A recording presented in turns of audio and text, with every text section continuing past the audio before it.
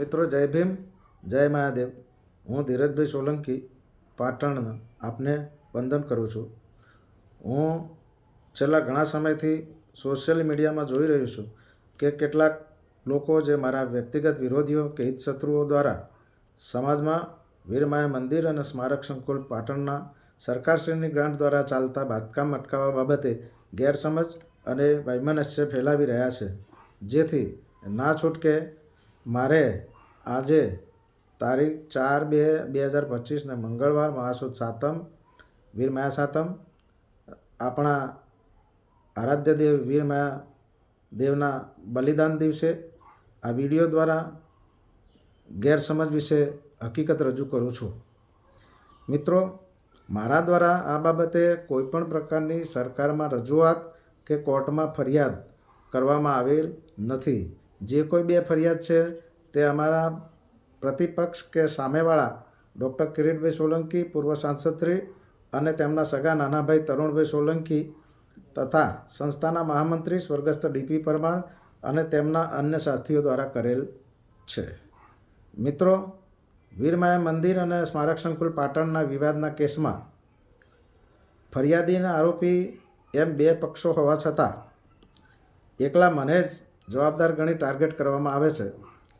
હકીકતમાં ડૉક્ટર કિરીટભાઈ સોલંકી અને તેમના સગા નાનાભાઈ તરુણભાઈ સોલંકી તથા અન્ય પણ આ વિવાદ બાબતે સંકળાયેલા છે. તો શા માટે તેઓના નામ લેવામાં આવતા નથી? શા માટે ફક્ત મને જ ટાર્ગેટ કરવામાં આવે છે?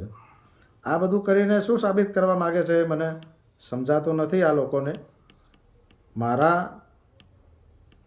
દ્વારા આ લોકોને આ વિડીયોના માધ્યમથી ખુલ્લો પડકાર છે કે સતના પારખા કરવા હોય તો નામદાર કોર્ટના ચુકાદાની રાહ જુઓ, અને છતાં તમારે રાહ જોવી ના હોય કે ધીરજ ના હોય અને તમારામાં હિંમત હોય તો આપની અનુકૂળતા મુજબ અને આપે દર્શાવેલા સ્થળ અને સમયે રૂબરૂ હાજર રહી સમાજના આગેવાનો અને બંને પક્ષોના પક્ષકારો સાથે બધા જ વિષયોની ખુલ્લી ચર્ચા કરવા અમે તૈયાર છીએ. અને ચર્ચાના અંતે અમુક કસૂરવાર ઠરીએ તો વીરમાયા સ્મારક સંકુલ પાટણ સાથે સંબંધિત તમામ ક્ષેત્રોમાંથી કાયમી ધોરણે સંન્યાસ લેવાની અમારી પૂરતી તૈયારી છે. અને જો આવું કરવાની તમારી તૈયારી ના હોય તો તમે મારા વ્યક્તિગત હિતશત્રુઓ છો, એ હકીકત છે. અને આવા લોકોને હું આ વિડીયોના માધ્યમથી જણાવું છું કે આવનારા સમયમાં તેમના વિરુદ્ધ કાયદેસરની કાર્યવાહી કરીશ. આ માટે તૈયાર રહેજો. બીજું કે મારા પર ચાલતા કોર્ટ કેસના ચુકાદા જે પણ આવશે એ મને શિરોમાન્ય છે. કોર્ટનો અનાદર થાય નહીં, તેથી હું વધુ ખુલાસા કરતો નથી. અને જ્યારે પણ જરૂર પડશે તો કાયદાના જાણકારો અને કાયદેસરના અનુભવીઓને સાથે રાખી આગળની કાર્યવાહી કરીશું. આપનો વિશ્વાસુ ધીરજભાઈ સોલંકીના વંદન. જય ભીમ, જય મહાદેવ.